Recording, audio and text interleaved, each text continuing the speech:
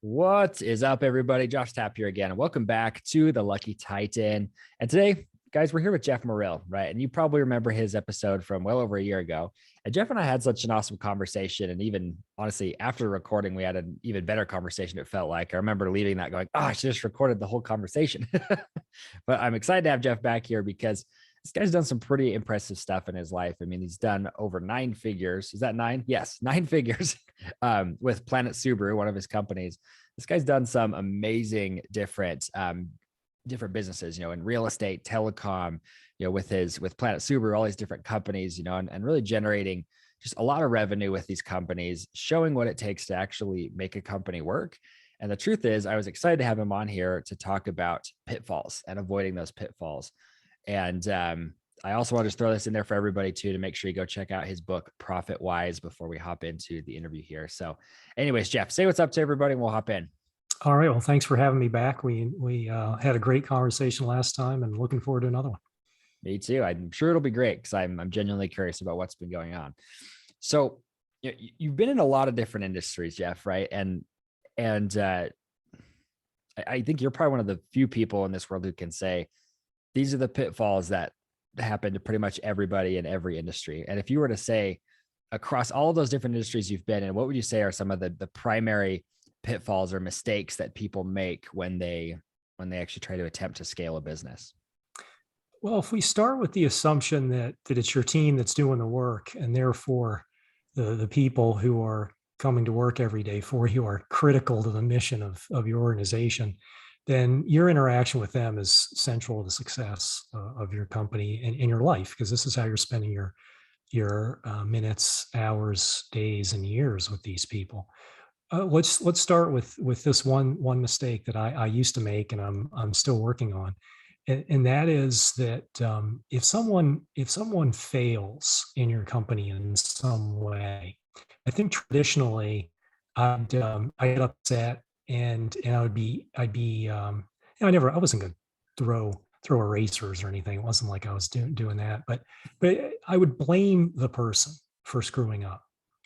And what I've come to realize is that if someone fails in my organization, the first thing I need to do is go look in the mirror and figure out what I didn't do to allow that person to succeed in that moment. So I'll give you an example. It might be that my failure is having the wrong person in the company. I mean, it might be a hiring mistake that we haven't been able to correct with good training and immersing that person in our culture. That could be it. It could be very just simple and profound that the person shouldn't be on the team. But oftentimes we hire pretty well, so that's not it. It might be something more subtle. It might be that we didn't show that person exactly how to do it, or we didn't give them the proper motivation. In other words, we didn't show them how it would benefit them. It would help them in their pay or help the organization by doing it the way we want them to do it. Or maybe we didn't provide them with the right tools. In the case of we are a blue collar business, so if we don't have the right equipment to change a tire, or the equipment isn't properly maintained, or it's too old, that's not the technician's fault. Whose fault is that? I mean, ultimately, that's my fault.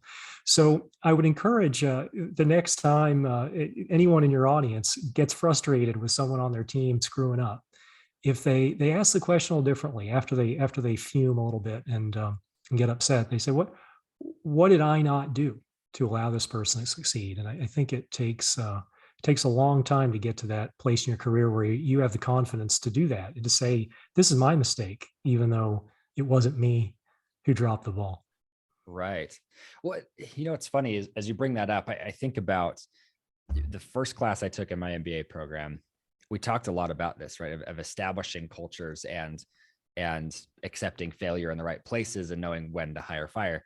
And the pervading human behavior with this is to treat everybody like the salesperson, right? Where they say it's always incentivizing them monetarily. And what's interesting is from all the research studies that have been done is it's not always, or monetary is actually one of the lowest forms of incentivizing somebody to do work correctly. It's actually more of like intrinsic things like recognition and whatnot. And I like what you're talking about. I'm curious how you've been able to bridge that gap with non-salespeople, because you've worked with a lot of different salespeople with your different companies, but with somebody who's in a non-sales role, how are you incentivizing them to repair the failure without making them feel crushed? Yeah. Well, even in the case of salespeople, I agree with the principle that you've outlined there. And I see that, yeah, I mean, people need to earn a living. They've got bills to pay. It's sort of like the cost of entry, though, a competitive salary, some kind of pay plan that rewards them appropriately relative to what someone else would pay them. That's just the minimum. And that's what you get to have their body show up every day. But if you want their heart and their effort and the best of that person, you need to earn that with more than just a paycheck. And so I think it applies to salespeople, it applies to basically everybody in the organization. And I don't have a custom answer for that. What I've discovered is that everybody has his or her own formula. There are some people that what they really need, they need to be told daily how good a job they're doing. They love that affirmation. Maybe I'm reminding myself of that book for marriages called The Five Languages of Love that Yeah, describes the kind of different things. Maybe you're familiar with it. very. Yeah, And there's no universal formula. So one of the things for me is I come to work. I mean, if when I was an employee back in the day, I used to work for somebody else too, of course. And what was interesting for me is I came to work self-motivated, no motivation required. But if you wanted to extinguish it, you could do that by unwinding my decisions.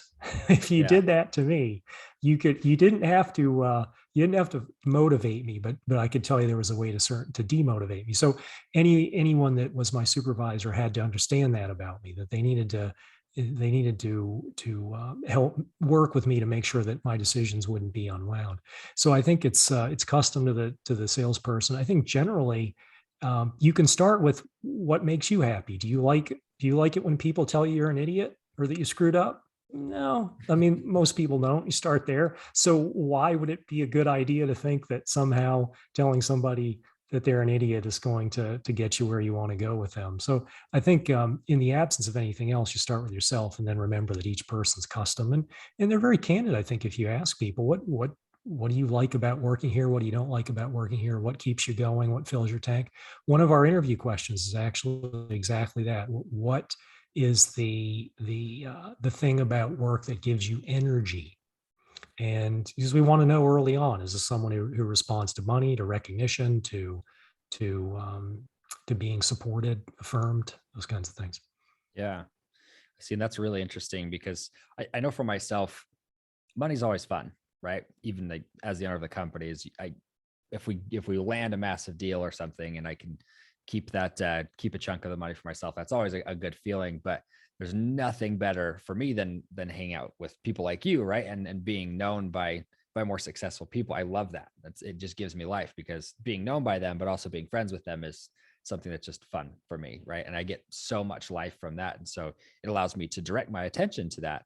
But I know with a lot of employees, they don't even know what motivates them yet. They're like, honestly, they'll be like, oh, money or recognition or whatever. But sometimes it's just that the boss gave them time, right? Having the time to sit down with them.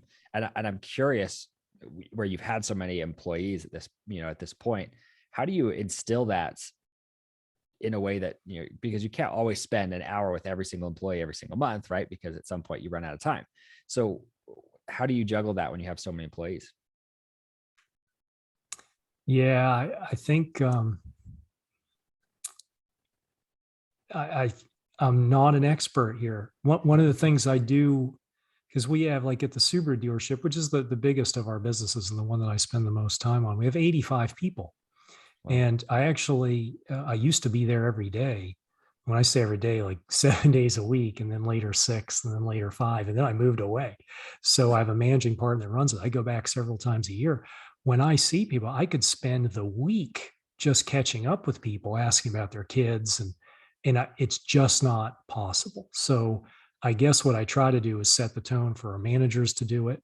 And to the extent that I'm there bumping into people, I take every serendipitous opportunity, maybe in the lunchroom or bumping into someone at the water cooler or just walking down the hall, without purposely going to see every one of our 85 people. I can bump into a few every time, and hopefully over the course of the year, I'll catch them by accident several times. But it's a big challenge, and I don't think I've perfected that sort of connection that you have to people, and managing that among all your other time responsibilities, particularly as a company grows. Yeah. Well, then let's just kind of pivot here really quick. Yeah, that's one of the biggest pitfalls, and I would agree with you, is that, learning how to manage the people and learning how to deal with failure. But what are some of those other mistakes that a lot of entrepreneurs make when they kind of dive into entrepreneurship? Well, let's talk about it. Smaller companies, another one that comes to mind.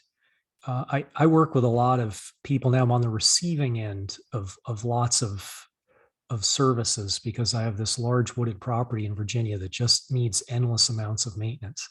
It needs tree work and mowing, and it needs to be um, the driveway. It's a very long driveway. It needs to be planted. I mean, just tons. There's leaks that develop in the skylights. And it's just one of these things. I'm always hiring people to do things, and I can't tell you how continually frustrated I am by people who cannot keep their word.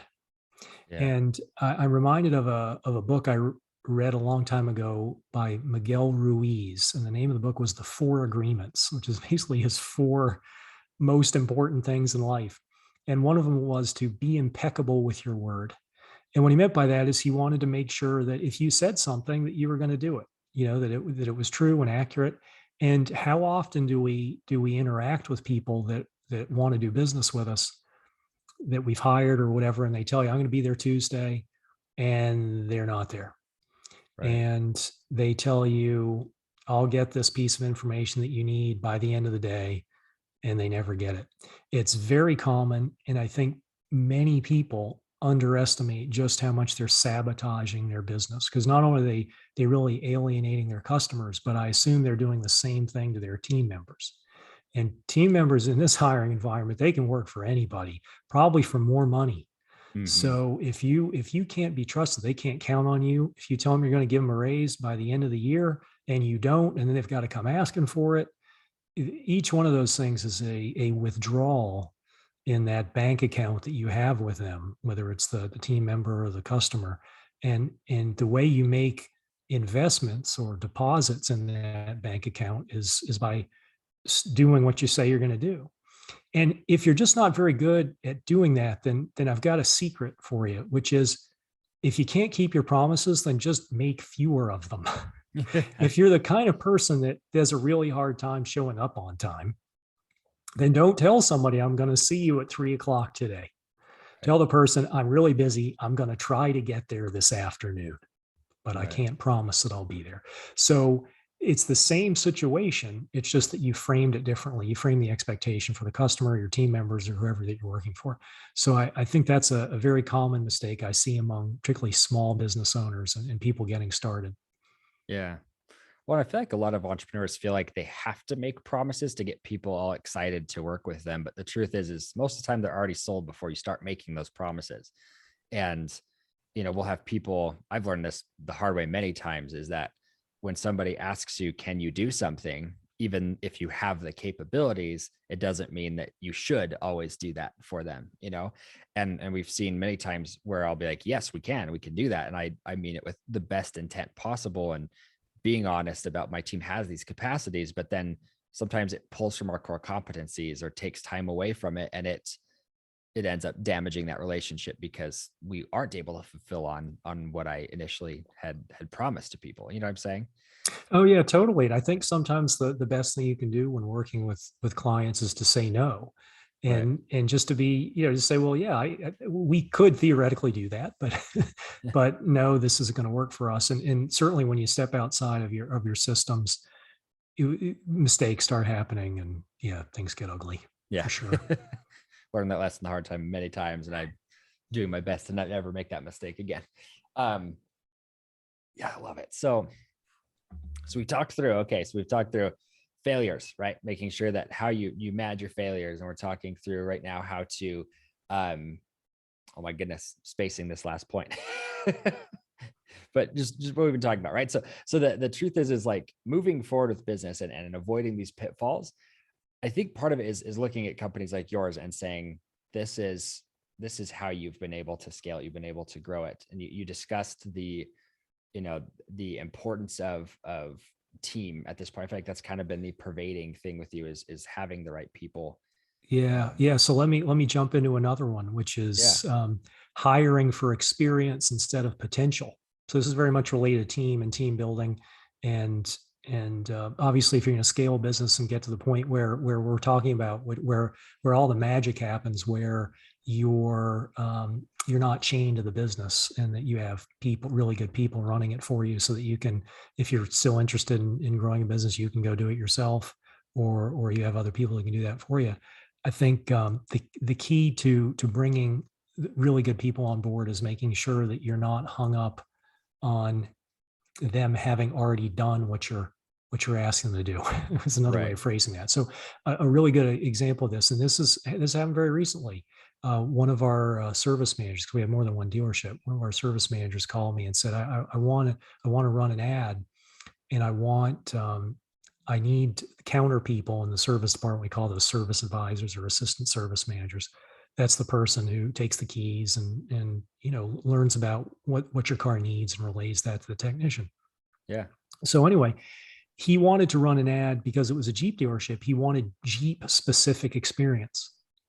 And the problem with doing that is that if you run an ad that requires Jeep experience in a service department, there are about 3 million people in Eastern Massachusetts. There are probably only a few hundred people that can satisfy that single criterion, or two criteria, I guess, that they've Yeah. worked in a service department and particularly worked in a Jeep dealership. So that's great. Yeah, you'd love to have that person who's just plug and play and knows the product and knows all the warranty procedures and all that. But it's so unrealistic. You've turned your talent pool into what one author called a talent puddle. It just drips. You're looking for a unicorn. Right. So much better to run an ad that says, if you want that, you can say, we would love to have experience with Jeep in a automotive experience is great, but not required. We'll train. We're looking for people who enjoy the opportunities in the car business, who like to talk with customers, who find that energizing, all the kinds of things that I talk about in the book about writing a good recruiting ad, but not requiring too much experience. So looking for the potential, looking for that person who is capable of learning quickly, and then you can mold that person in your image. Well, and so you're saying instead of hiring off experience, you hire off of potential. Yes. Awesome. I thought you were going to say the other way around, because I'm like, oh man, that's the exact opposite of how we hire. Because our big thing is looking at people and saying, we can teach you the skills, right? Nothing that we do is really that difficult. We're not rocket scientists over here, and it makes it easy to hire people because we're like, do you fit culturally? Are you somebody that's really wanting to become something bigger? And when we hire them, it makes our lives easier too, because they don't have their own stigma, I guess, of what it should be or how things should be, because they don't know. Bad habits. Yeah, you don't have to unlearn the bad habits. Yeah, and that's certainly the case for us too. I don't envy medical systems that have to hire doctors, right, or intensive care nurses, or those things require a lot of experience. But most of us are in businesses that don't, and even jobs that are pretty hard, like to be an automotive technician. Automotive technicians do not get nearly enough respect for everything that they know, but right. they can contribute meaningfully within 3 to 6 months. Now, they're not going to be pulling an engine out of a car in 3 to 6 months, but they can Right. be doing the basic services, and some of the recalls aren't terribly complicated that we do. So they can do those things, and over time, we can grow that person while they're contributing into a master technician. And those are the people who really do the amazing stuff, the disassemble engines and put them back together without any extra parts left over. Yeah. Yeah. Yeah. That would be a nightmare. That's why I don't work on cars. My dad is into he builds hot rods and he loves cars. And Mm-hmm. I did not inherit that skill from him. Every time I try to fix it, I'm like, I'm going to be a man and do this myself. I end up taking it apart, cursing 5,000 times, putting it back together, and bringing it to somebody else to fix it. So Yeah, well, now that stay I away live from that one. in Virginia, the businesses are in Boston. So these things that I used to just throw a set of keys to somebody to handle, I've got to do it. Even replacing the washer fluid, kind of scratching my head saying, where I'm looking for the cap. It's like, it's a, like I said, they don't get enough respect, but there are certainly things that can be learned. And again, it would be a mistake, I think, for companies to underestimate how many skills they can impart in a reasonable amount of time. And the benefit is, you mentioned, you get people who do it your way. If you teach them your way, you don't have to have them unlearn 5 years of experience or 10 years of them doing the wrong thing or the wrong procedure. Right. And I'm reminded that the U.S. Navy on its aircraft carriers will qualify in less than a year.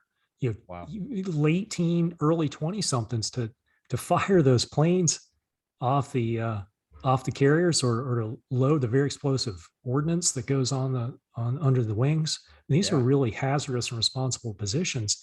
The Navy can't afford to take 10 years to train somebody how to do that. They will. The pilots train and train and train for years before they pin the wings on their shirts. But the people who are firing those planes off the decks, they can qualify those positions in less than a year. So tell me how many positions in most companies are that hazardous and that responsible. If the Navy can do it in a year, you can too. Yeah. Just look at what they're doing, right?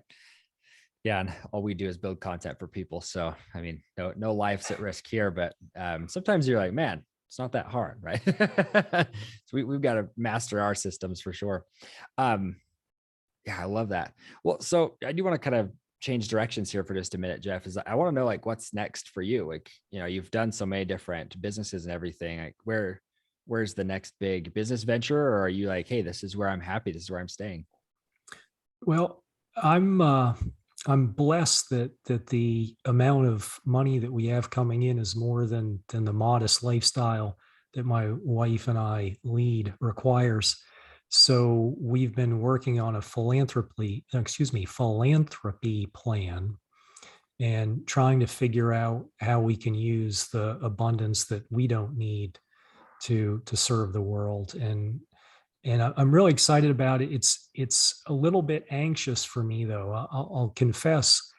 We started out very modestly. I grew up, with very little, and part of my motivation for being in business was I got tired of just not having anything, and then I gave up basically 25 years of my life to get to where I am, and thought about nothing else but money for decades, and I'd like a break from that. So I'm really not interested in opening up any more businesses. The business we have do really well, and we don't have, as I said, a very expensive lifestyle. So I'm really interested in figuring out how the money could be used to accomplish good things in the world. So what we're focused on, 3 areas. We're looking to for animals. My wife and I are both vegetarians. We're animal lovers, not in the way that we think they're delicious, but we're animal lovers. Like, we'd like to see more of them left alone.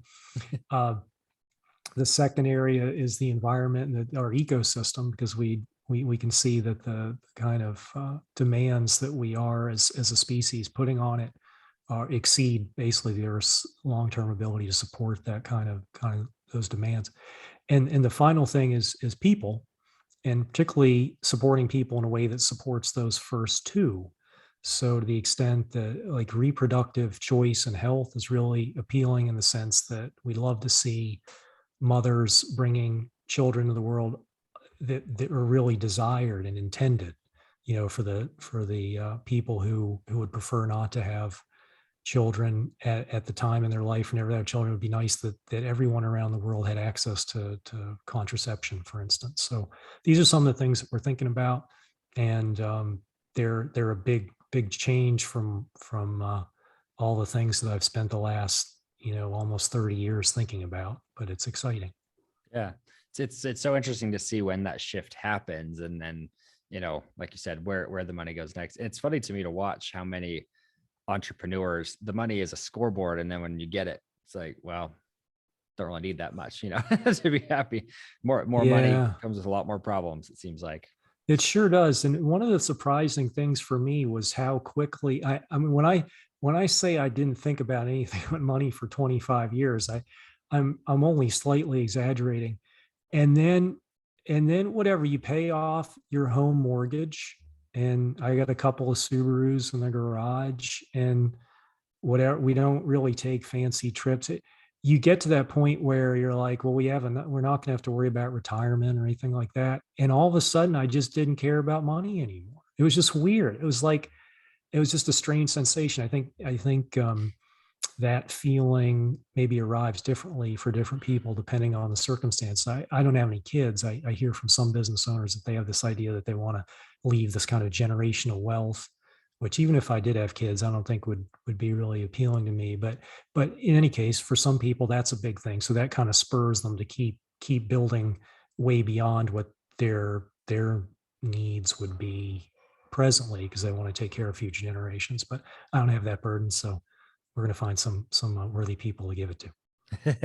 Well, I love that. Well, it's awesome to see that you're turning towards helping others, and I love to see that happen more often. Well, Jeff, I appreciate you coming on today and sharing your wisdom with us yet again. I do want to ask you if you could give us one final parting piece of guidance. This thing that Wendell Berry, he's a poet, and I love his way of seeing the world. And he talked about people who want to change the world without changing themselves, and why this is probably not a successful formula. He used that expression, of trying to change the world without changing yourself. And the reason I've been turning it over and over in my head is that usually all the change that people want to see, they want everybody else to do it. If it's political activists, for instance, without identifying any parties or whatever, they want to see some social change.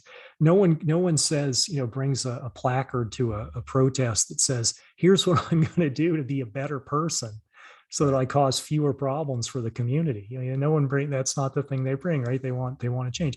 And I'm not saying that there's anything wrong with activism. I think it's a good way to help change the world. But ultimately, we have to work. We have to figure out who we are and how we're going to improve. And that's probably the most valuable work we can do. So I guess I'd leave with your audience the challenge to find one thing that they could do that would serve the world, that didn't require anybody else to do anything.